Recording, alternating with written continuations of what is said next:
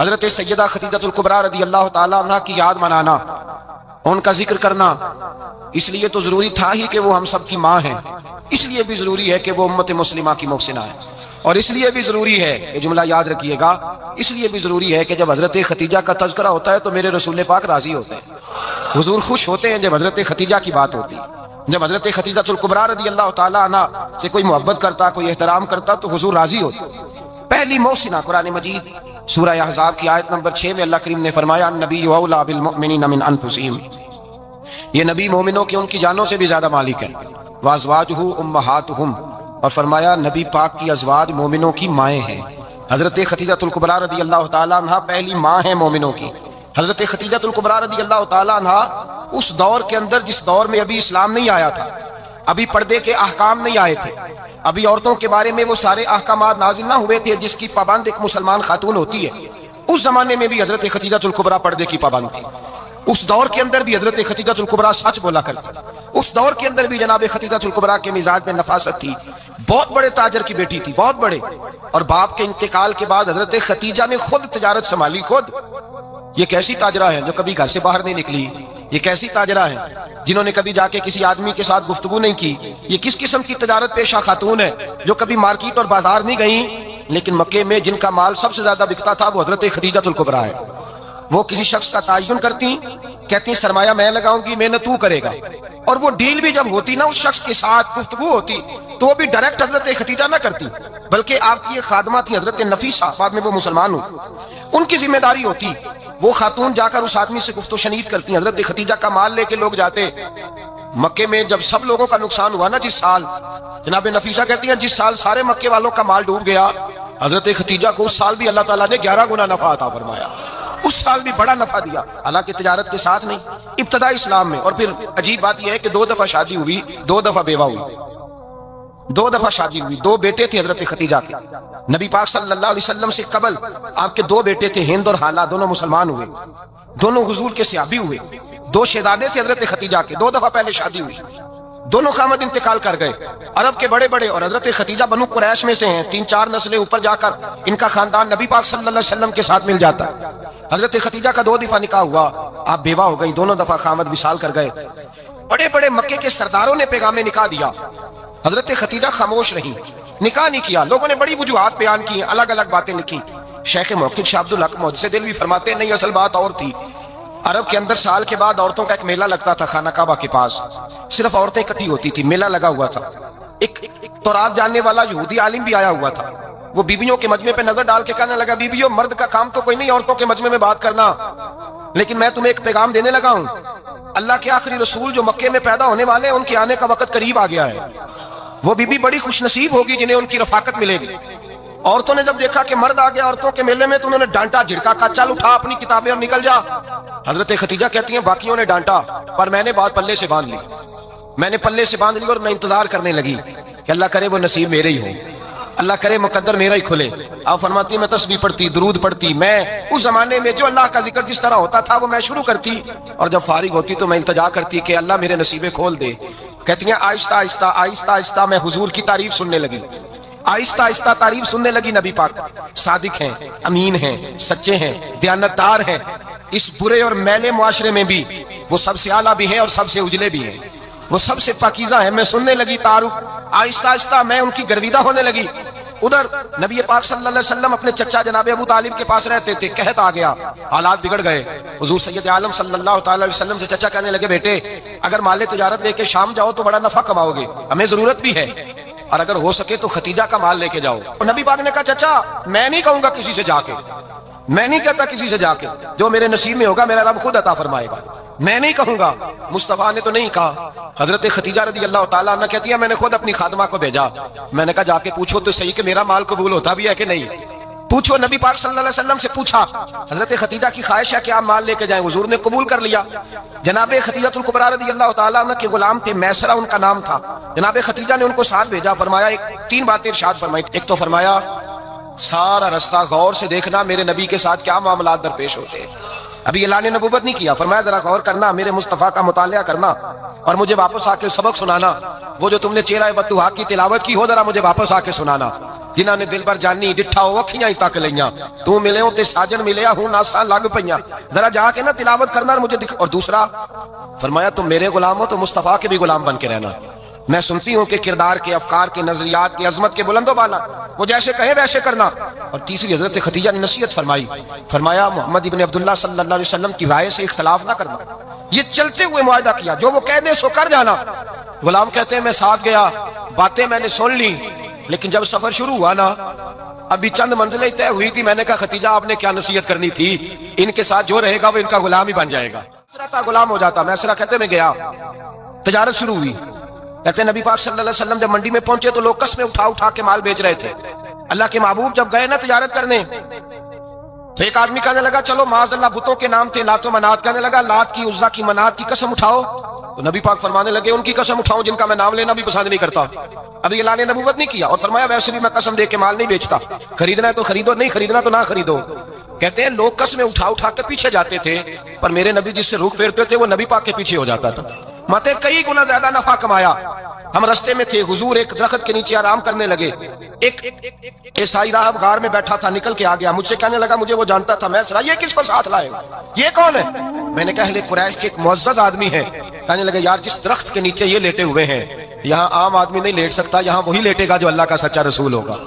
यहाँ दूसरा कोई लेट ही नहीं सका, ये रसूल है, इनका ख्याल रखना, ख्याल रखना। काश मैं उस वक्त तक जिंदा रहूं जब ये नबूवत का ऐलान करें। मैसरा कहते हैं मैं गुलाम हो गया।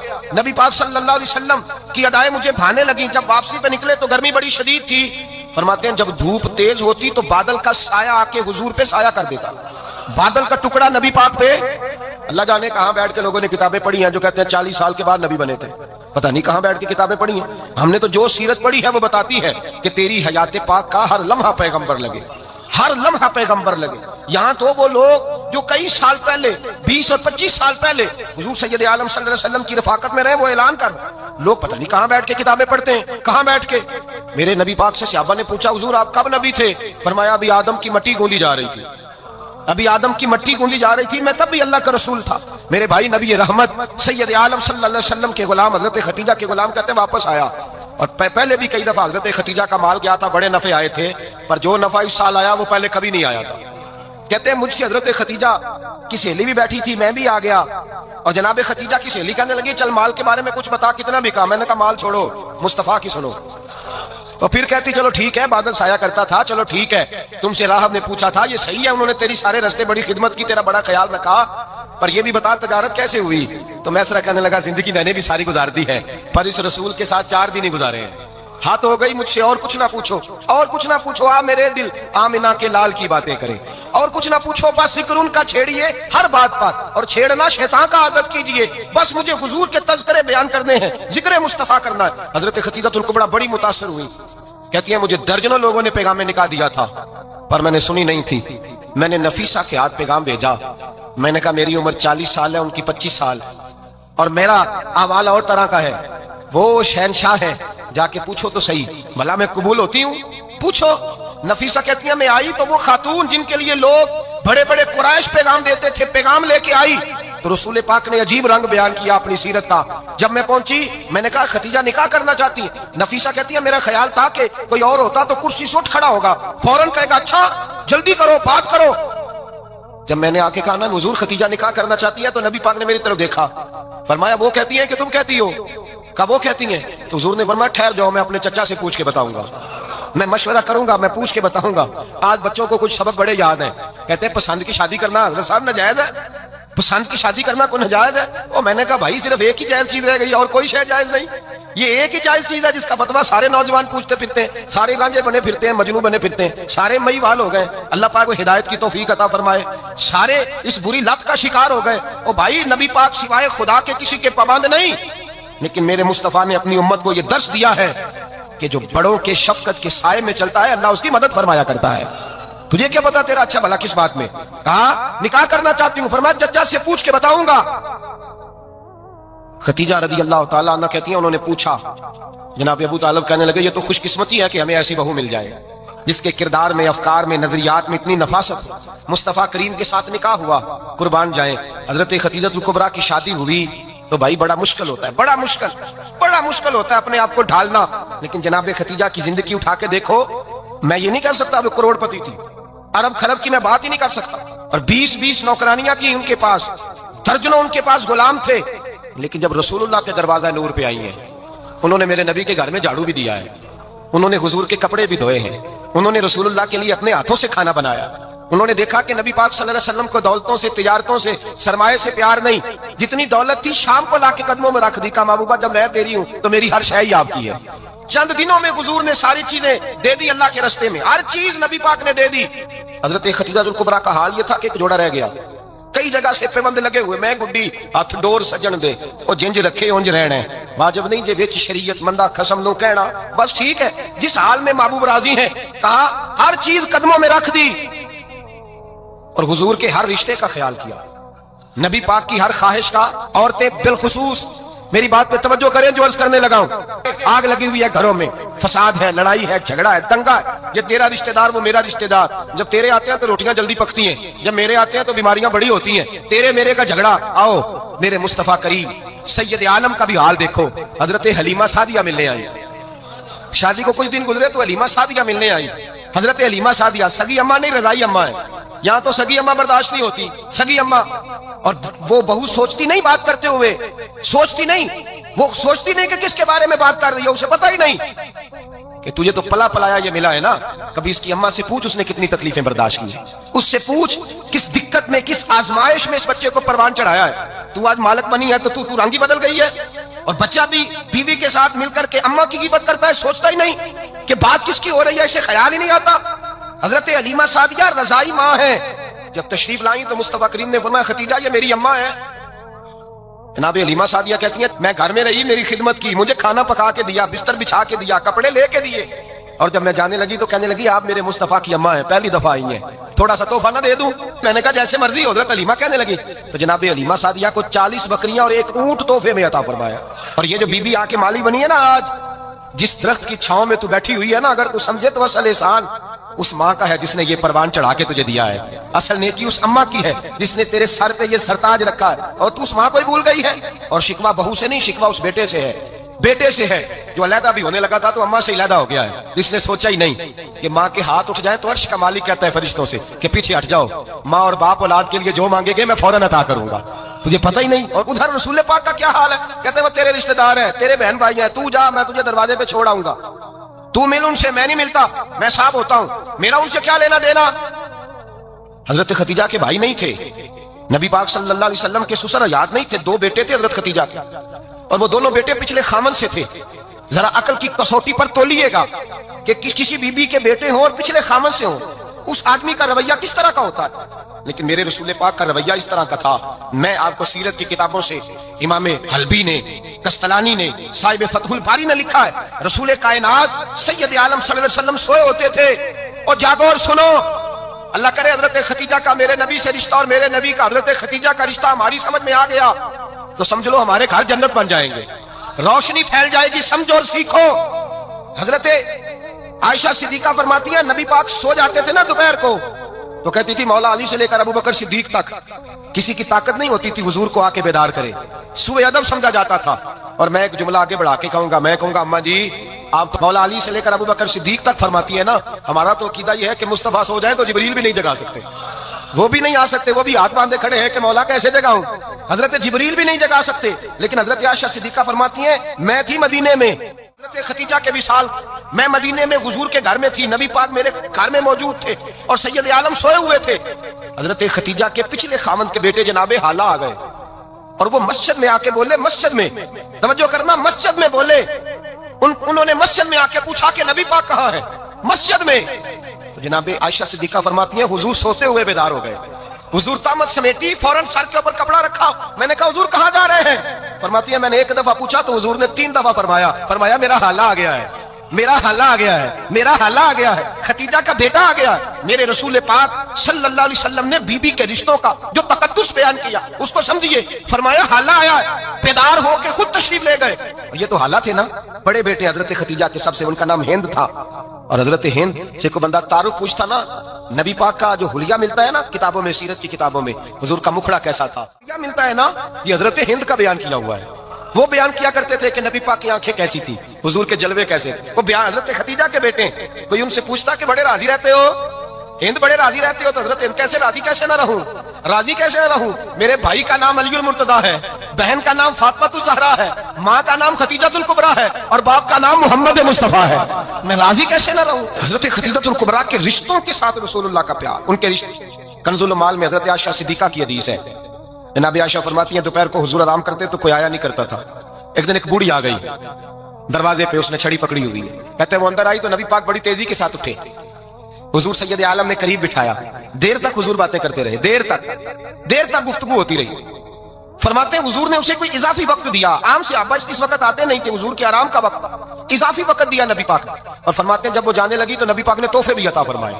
اور پھر ایک غلام سے، حضرت بلال سے یا کسی غلام سے فرمایا کہ ساتھ جاؤ اور گھر چھوڑ کر کے آؤ. نبی پاک صلی اللہ علیہ وسلم نے اعزاز دیا. حضرت عائشہ صدیقہ فرماتی ہیں دیر تک ملاقات بھی، تحفے بھی، انفرادی ملاقات. بعد میں نبی پاک صلی اللہ علیہ وسلم لیٹ گئے.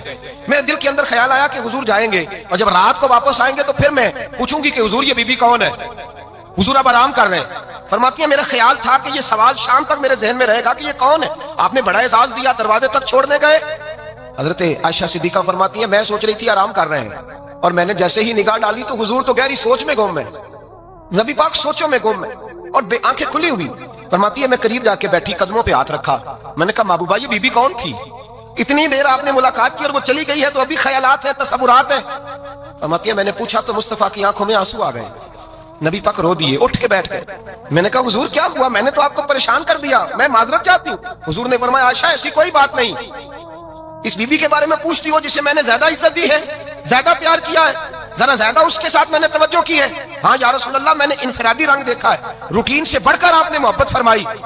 تو میرے مصطفیٰ نے فرمایا یہ جو عورت آئی تھی نا جو میرے پاس بیٹھی رہی ہے، یہ میری زوجہ جناب خدیجہ کی سہیلی ہے. یہ حضرت خدیجہ کی سہیلی ہے، جناب خدیجہ کی سہیلی. فرمایا یہ مکے میں خدیجہ سے ملنے آیا کرتی تھی، خدیجہ اسے وقت دیتی تھی، پاس بٹھاتی تھی، کھانا کھلاتی تھی، دکھ سکھ سنتی تھی. اور تھوڑی غریب ہے، جب یہ جاتی تھی تو خدیجہ تحفے بھی دیتی تھی. فرمایا آج جب یہ آئی ہے تو خدیجہ کی یادیں تازہ ہو گئی. دیر تک میں نے اس سے بات کی ہے، گفتگو کی، جاتے دفعہ تحفہ دیا. اس لیے کہ حسن العہد من الایمان، اچھے طریقے سے وعدہ نبھانا یہ بھی ایمان کا حصہ ہے. اچھے طریقے سے عہد نبھانا، تعلقات نبھانا یہ بھی ایمان کا حصہ ہے. حضرت خدیجہ کی سہیلیوں سے رسول اللہ صلی اللہ علیہ وسلم پہلی وحی آئی تو قرآن مجید کی تاثیر یہ ہے کہ لو انزلنا هذا القرآن على جبل لرأيته خاشعا متصدعا من خشية الله. فرمایا اگر میں پہاڑوں پہ نازل کروں قرآن کو تو وہ بھی میرے خوف سے ریزہ ریزہ ہو جائے. اتنی تاثیر ہے. جب حضور کے قلب اطہر پر آیا تو نبی پاک کانپتے ہوئے گھر آئے. زملونی زملونی، مجھے چادر اڑاؤ چادر اڑاؤ. حضرت خدیجہ نے چادر دی، بیٹھ گئے. کہا خدیجہ آج کوئی آنے والا آیا ہے. اقرأ بسم ربک الذی خلق، یہ آیات اس نے مجھے دی ہیں اور میں بڑے خوف کے عالم میں ہوں. حضرت خدیجہ کے لفظ بڑے حسین ہیں. جناب خدیجہ الکبریٰ رضی اللہ تعالیٰ عنہ کیا فرماتی ہیں؟ کہتی ہیں یا رسول اللہ صلی اللہ علیہ وسلم آپ غم نہ کریں، رب آپ کو رسوا نہیں کرے گا، عزت عطا کرے گا. اور دلیل کیا ہے؟ حضرت خدیجہ فرمانے لگی دلیل یہ ہے کہ آپ غریبوں کی مدد کرتے ہیں، مسکینوں کا خیال رکھتے ہیں، اور محبوبہ کمزوروں کا بوجھ آپ اٹھاتے ہیں. جس کے اندر یہ خوبیاں ہوتی ہیں اللہ اسے عزت ہی عطا فرمایا کرتا ہے. حضرت خدیجہ الکبریٰ رضی اللہ تعالیٰ عنہ سب سے پہلے نبی پاک پہ ایمان لائی. حضرت خدیجہ الکبریٰ رضی اللہ تعالیٰ عنہ سب سے پہلے ایمان. اور کس طرح کا ایمان؟ کس طرح کا ایمان؟ ابن ماجہ میں روایت ہے، غور کرنا. حضرت قاسم نبی پاک صلی اللہ علیہ وسلم کے صاحبزادے، حضور کی 6 اولادیں، 4 بیٹیاں 2 بیٹے حضرت خدیجہ سے ہوئے، 4 بیٹیاں 2 بیٹے. دھوکہ دیتے ہیں بعض لوگ، کہتے ہیں حضرت خدیجہ کی ایک ہی بیٹی تھی. حضرت قاسم حضور کے بیٹے تھے، وہ وصال کر گئے. حضرت خدیجہ ابھی دودھ پلاتی تھی کہ شہزادے پردہ کر گئے. ایک دن گھر میں بیٹھی ہوئی تھی تو کہنے لگی یا رسول اللہ صلی اللہ علیہ وسلم میرے بیٹے قاسم کے حصے کا دودھ میرے وجود میں بھر آیا ہے، کاش میرا رب اتنا موقع دیتا کہ میرا بیٹا مدت رضاعت ہی پوری کر لیتا، وہ دودھ پی لیتا. نبی پاک نے فرمایا خدیجہ تو غم نہ کر، اللہ تبارک و تعالیٰ نے تیرے بیٹے کی مدت رضاعت جنت میں پوری کر دی ہے، جنت میں پوری کر دی ہے. اور نبی پاک نے اپنا اختیار بیان فرمایا ابن ماجہ میں. رسول پاک نے فرمایا اگر تو کہے تو میں یہاں بیٹھے بیٹھے تجھے تیرے بیٹے کی آواز سناؤں، عرض کروں رب کی بارگاہ میں ابھی تجھے سناؤں تیرے بیٹے کی بات، ابھی وہ جنت میں بولے. لطف نہیں آیا آپ کو اس بات کا؟ میں ابھی سناؤں تجھے بات، سیاستہ کی روایت، ابھی سناؤں تیرا بیٹا بولے گا جنت میں، آواز یہاں مکے میں آئے گی، سناؤں. بڑے لوگ کرامت دیکھنا چاہتے ہیں، معجزہ دیکھنا چاہتے ہیں، کہتے ہیں جی میں تو کو دیکھ کے آؤں گا. کہا سناؤں؟ حضرت خدیجہ کا ایمان دیکھیں، کہنے لگی محبوبہ مجھے سننے کی کیا ضرورت ہے، میں خدا کو بھی مانتی ہوں، محمد مصطفیٰ کو بھی مانتی ہوں، میں بن دیکھے ہی مانتی ہوں، بن دیکھے ہی مانتی ہوں، مجھے سننے کی ضرورت ہے، آپ نے کہہ دیا تو سو ہو گیا، مجھے حاجت ہے۔ حضور کہہ رہے ہیں اگر تو کہے تو دعا کروں، التجا کروں، ابھی آواز اللہ سنا دے، ابھی سناؤں؟ حضرت خدیجہ کہتی ہے نہیں حضور میں بن دیکھے ہی، میں ان لوگوں میں سے نہیں ہوں جو پہلے دیکھ داکھ کے آئے، پلٹ کے آئے، دیکھ کے سودا کریں، میں تو ان لوگوں میں سے ہوں جو بن دیکھے مانا کرتے ہیں۔ یؤمنون بالغیب کی قائل رسول اللہ صلی اللہ علیہ وسلم پہ ایمان لائی، اور پھر نبی پاک صلی اللہ علیہ وسلم نے جیسا کہا حضرت خدیجہ نے ویسا کیا۔ اور حضرت عائشہ کی روایت ایسی بھی ملتی ہے، جناب عائشہ سے کسی نے پوچھا تھا کسی نے جنت کی نعمتیں بھی کھائی ہیں؟ تو حضرت عائشہ کہنے لگی ہاں، ایک دفعہ نبی پاک نے جنت کے انگوروں کا خوشہ توڑ کے حضرت خدیجہ کو کھلائے تھے، وہ انگور وہاں سے توڑ کے جناب خدیجہ کو حضور نے انگور کھلائے۔ نبی پاک صلی اللہ تعالی علیہ وسلم پر ایمان لائی، ہر موقع پر حضور کا ساتھ دیا، تکلیفیں دیکھی، آزمائشیں دیکھی۔ حضرت خدیجہ کا جو وقت حضور کے ساتھ گزرا ہے نا، وہ سارا آزمائشوں کا وقت۔ 15 سال شادی کو ہوئے تو نبی پاک نے اعلان نبوت کیا، باقی کے 10 سال 25 سال کی رفاقت رہی، سخت مسئلہ تھا، کفار کی مخالفت تھی، بہت زیادہ مال تھا، پھر غربت آئی، پورا مکہ سلوٹ کرتا تھا، پھر وہ سارا شہر مخالفت کرنے لگا۔ حضرت خدیجہ الکبریٰ ڈٹ کے رسول اللہ کا ساتھ دیتی، ہر موقع پر کسی جگہ شکوہ نہیں کیا۔ یہاں عورتیں بول پڑتی ہیں، کہتی ہیں جب سے تیرے گھر آئی ہوں سکھ نہیں دیکھا، جب سے یہاں آئی ہوں کچھ نہیں دیکھا، جب سے یہاں آئی ہوں بڑی آزمائش میں ہوں۔ حضرت خدیجہ الکبریٰ مال لے کے آئی، لیکن انہوں نے دیکھا کہ مصطفیٰ کو غریبی پسند ہے تو غریب ہو گئی۔ حضرت عائشہ خود گواہی دیتی ہے، سب سے زیادہ حضور حضرت فاطمہ سے پیار کرتے ہیں، چھوٹی عمر تھی تو جناب خدیجہ، ذرا انداز دیکھیے گا بیٹی کی محبت کا۔ حضرت خدیجہ فرماتی ہیں حضور جب گھر آتے نا تو دروازے پہ کھڑے ہو کے اونچی آواز میں فرماتے السلام علیکم، کہتے حضور نہ سلام لیتے، میں جواب دیتی، اپنے گھر حضور آئے ہیں پر نبی پاک دروازے پہ کھڑے ہیں۔ فرماتی ہیں کھڑے رہتے حضور، میں پھر تھوڑا ہنستی اور پھر میں کہتی فاطمہ سنتی ہو؟ اماں جی سنتی ہوں۔ فرمایا تمہارے ابا آ گئے ہیں دروازے پہ۔ تو فرماتی ہیں جناب فاطمہ وہاں سے دوڑ کے آتی اور رسول کریم کا دروازہ کھولتی، پھر نبی پاک کو انگلی سے پکڑ کے اندر لاتی۔ فرماتی ہیں جب تک وہ جاتی نہیں اللہ کے رسول دروازے پہ کھڑے رہتے، وہ انگلی پکڑ کے لاتی، پھر رسول کریم انہیں گود میں بٹھا لیتے۔ فرماتے ہیں وہ چھوٹی چھوٹی باتیں پوچھتی اور حضور ان کے بڑے بڑے جواب دیتے، وہ چھوٹی چھوٹی باتیں۔ بچپن کی ایک بات لکھی ہے ہمارے محدثین نے، ایک دن چھوٹی عمر میں، بالکل چھوٹی عمر میں حضرت فاطمہ نے پوچھا یا رسول اللہ میں اپنے رب کو کب دیکھوں گی؟ اللہ اکبر، عمر چھوٹی اور بات بڑی کر دی، میں کب دیکھوں گی؟ تو حضور نے فرمایا فاطمہ بڑی جلدی، رب کریم تمہیں جنت میں لے جائے گا اور ساری جنتی عورتوں کی سردار بنائے گا اور پھر میرا رب تجھے اپنا دیدار بھی کرائے گا۔ تو جناب فاطمہ تو زہرا رضی اللہ تعالیٰ عنہا چھوٹی چھوٹی باتیں کرتی ہیں۔ حضرت خدیجہ کہتی ہیں جب چلے جاتے نا حضور تو میں پھر بلاتی، میں کہتی ادھر آنا فاطمہ، کیا باتیں کر رہی تھی اپنے ابا سے؟ تو کہتی پھر وہ مجھے بتاتی بھی اور راضی بھی ہوتی۔ یہ سلسلہ آخر تک چلا، یہ حضرت فاطمہ سے راز کی باتیں کرنا حضور کا آخر تک چلا۔ بخاری مسلم میں حدیث، وہاں راوی حضرت خدیجہ ہے، یہاں راوی حضرت عائشہ صدیقہ ہے۔ جناب عائشہ صدیقہ کہتی ہیں حضور کے وصال ظاہری سے کچھ دن پہلے خود نبی کریم علیہ السلام نے حضرت فاطمہ الزہرا کو بلایا، اور جب وہ آئیں تو کہتی ہیں ان کو میں نے آتے دیکھا تو میں نے پھر حضور کو ان کے استقبال کے لیے کھڑے ہوتے بھی دیکھا، پھر حضور نے ان کا ماتھا چوما، جہاں بیٹھے تھے وہاں بٹھایا، پہلو میں بیٹھ گئے، اور فرماتی ہیں پھر باپ بیٹی باتیں کرنے لگے۔ میں کوئی چیز بنا رہی تھی تو جناب عائشہ کہتی ہے میں نے دیکھا کہ حضور نے ان کے کان میں کوئی بات کہی تو جناب فاطمہ رونے لگ گئی، پھر حضور نے کان میں کچھ کہا تو وہ مسکرانے لگی۔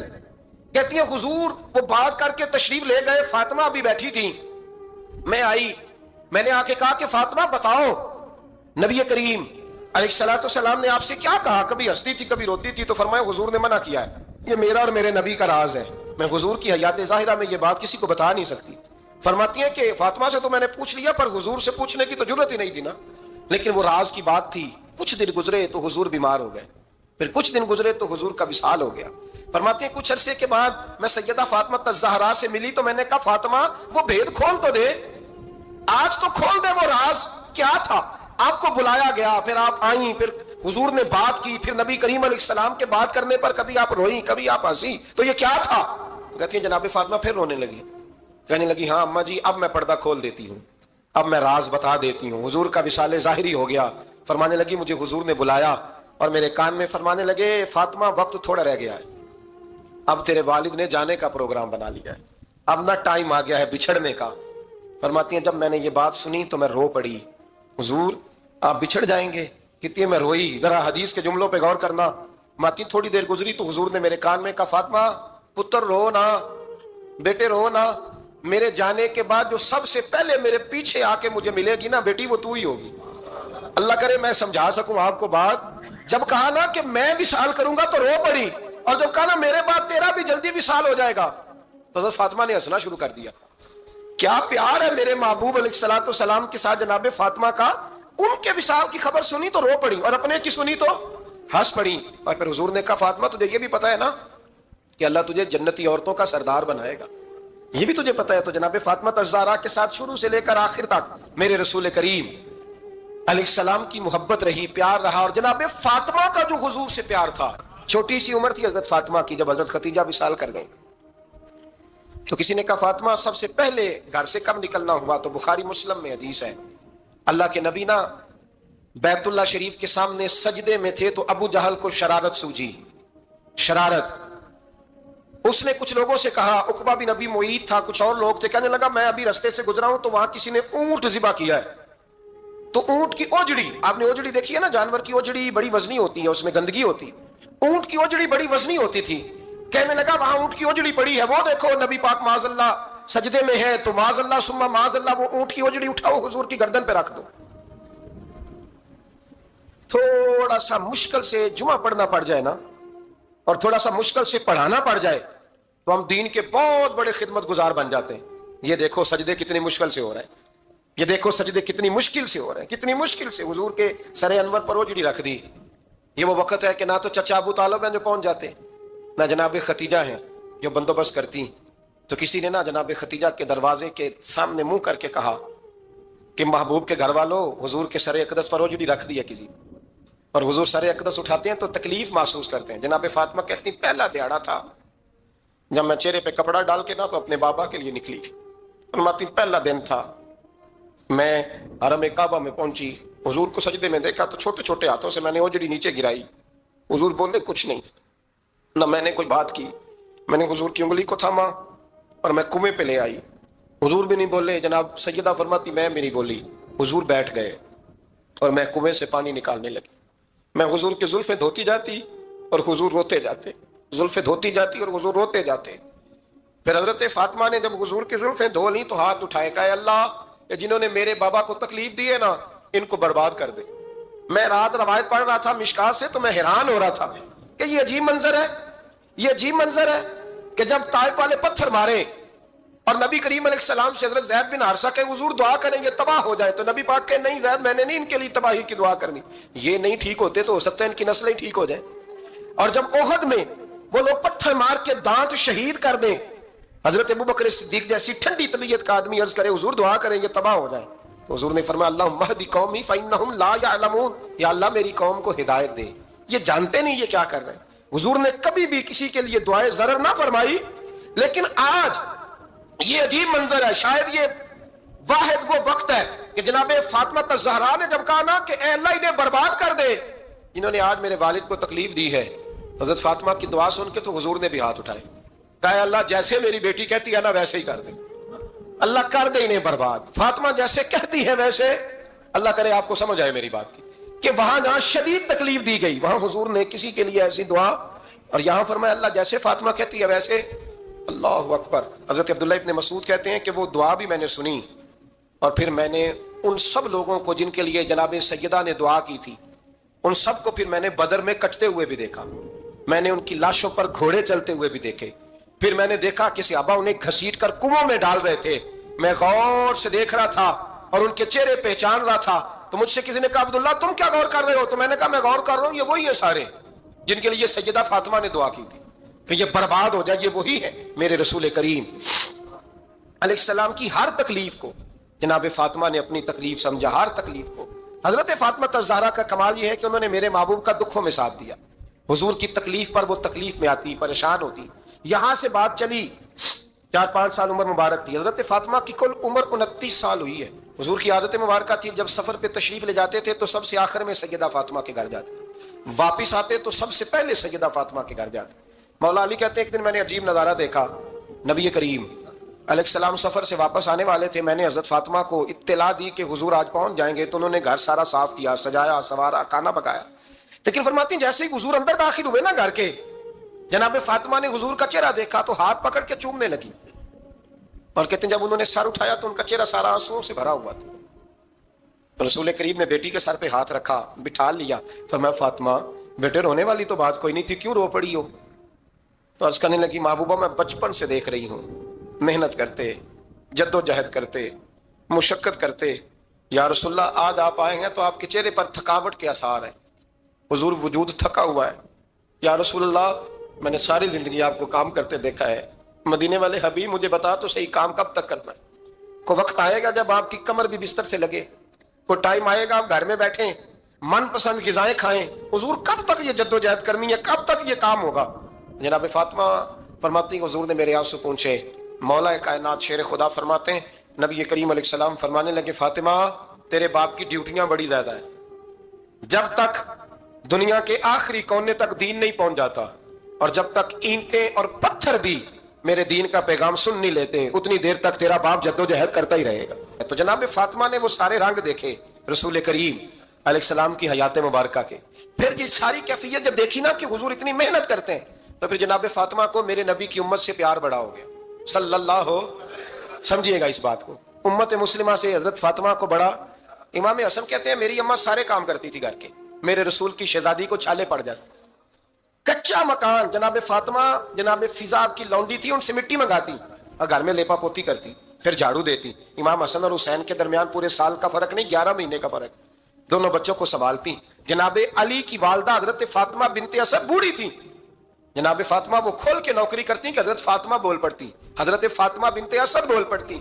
کہتی بیٹے فاطمہ میرا اتنا نہ خیال رکھا کر, تیرے اپنے بھی بچے ہیں. جناب فاطمہ فرماتی آپ صرف علی کی ماں تو نہیں نا, آپ میری بھی تو ماں ہے نا. یہاں بیبیاں فلسفہ بیان کرتی ہیں, وہ کہتی ہیں جی کس حدیث میں آیا ہے ساس سسر کی خدمت فرض ہے؟ میں نے کہا کسی میں بھی نہیں آیا. ہم کیا کہہ رہے ہیں, کسی میں بھی نہیں آیا, لیکن یہ تو آیا ہے نا کہ شوہر راضی ہو تو اللہ راضی رہتا ہے. تو اگر شوہر ماں باپ کی خدمت سے راضی ہوتا ہے تو کرو خدمت, اس کو تو راضی کرنا ہے نا, اس پر تو توجہ دو. حضرت فاطمہ پھر چکی پیستی, چکی چکی یہ آسان جملہ نہیں, کہہ جاتے ہیں ہم, سن لیتے ہیں آپ. چکی پیس کر, جو پیس کر اس کا آٹا بنانا, پھر بچوں کے لیے کھانا پکانا. پھر ایک دن کہنے لگے علی آپ کی آمدن تھوڑی ہے, خرچے زیادہ, چرخا نہیں لا دیتے. فاطمہ کیا کرو گی؟ فرمایا تھوڑا سا سود بنا لیا کروں گی, تم بیچ آیا کرنا. چلو میں تھوڑا ہاتھ بٹاؤں گی. یہ ساری ڈیوٹیاں کر کے حضرت حسن فرماتے ہیں پھر عزت والے رسول کی عزت والی بیٹی, پھر شانوں والے نبی کی شانوں والی بیٹی, پھر پاک محبوب کی پاک شہزادی, ساری ڈیوٹیاں کر کے رات کو مولا علی سے کہتی اگر آپ اجازت دیں تو اللہ کو راضی نہ کر لوں. تو حضرت علی فرماتے فاطمہ جیسے دل کرے. تو امام حسن کہتے ہیں پھر میری ماں مصلی بچھا لیتی, مصلی, اور پھر ساری رات وہ نماز پڑھتی, ساری رات. اور فرماتے ہیں جب سویرے ہاتھ اٹھاتی تو پہلی دعا یہ کرتی اے اللہ میرے رسول کی امت پہ رحم فرما, اے اللہ میرے رسول کی امت پہ رحم فرما. تو کہتے ہیں زمانے بیت گئے یہ دعا سنتے. تو ایک دن میں قریب گیا تو میں نے کہا امی حضور کوئی دعا میرے لیے بھی کر دیں, کوئی حسین کے لیے بھی کر دیں, کوئی زینب کے لیے بھی کر دیں. ساری دعائیں امت مصطفیٰ امت مصطفیٰ امت مصطفیٰ. کتنا بڑا جملہ ہے, کتنا بڑا. شیخ محقق نے لکھا ہے کتنا بڑا. جناب فاطمہ فرمانے لگی تیرے لیے بھی کرتی ہوں, حسین کے لیے بھی کرتی ہوں, زینب کے لیے بھی کرتی ہوں, سب کے لیے کرتی ہوں. پر بیٹا یاد رکھنا فاطمہ کی دعاؤں پر پہلا حق میرے رسول کی امت کا ہے.